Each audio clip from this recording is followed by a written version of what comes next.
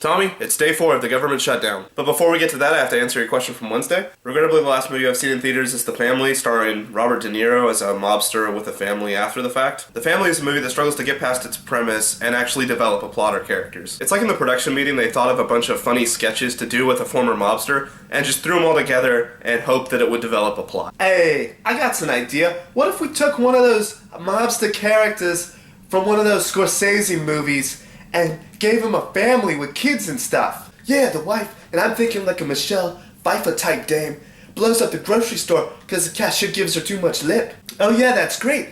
And the father takes a baseball bat to the plumber when he charges too much. So yeah, hopefully I'll get to see Rush and or Gravity this weekend. Alright, so where are we on this government shutdown thing? Let's start with how we got here in the first place. So the House Republican Party is basically holding the government for ransom because they disagree with the Obamacare bill and want to protest it.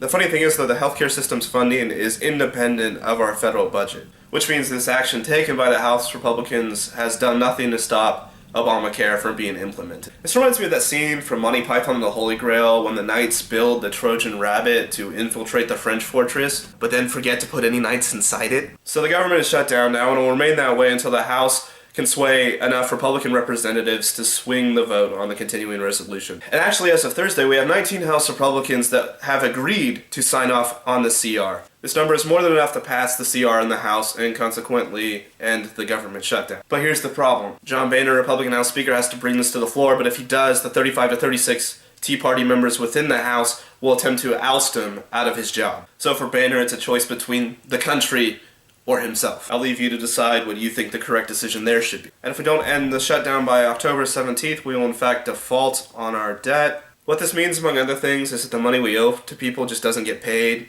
and the US dollar stops becoming the reserve currency of the world, which will probably have a significant impact on the world economy. But I'm pretty optimistic it won't come to that. Both parties, ultimately at the end of the day, really don't want the government to remain shut down, and they definitely don't want to get to this point where we default. What I'm more concerned about moving forward is avoiding the blame game along party lines and actually learning something as a nation so that we can prevent this from happening in the future. Because here's the thing, this wasn't the Democrats' fault, this wasn't the Republicans' fault, this was our fault. Because guess what, Tommy? We as voters put these people into office. Over the last few election cycles, we've caused this polarization in the House due to gerrymandering and a general apathy on the voters' part. Gerrymandering is the purposeful realignment of congressional districts to stack certain demographics for the purpose of re-election. What this means is that over time, districts become increasingly conservative or increasingly liberal, which means that the representative in question has to become more radical in either or direction to continue to be re-elected. I also mentioned voter apathy because in order to combat this, we need to be more involved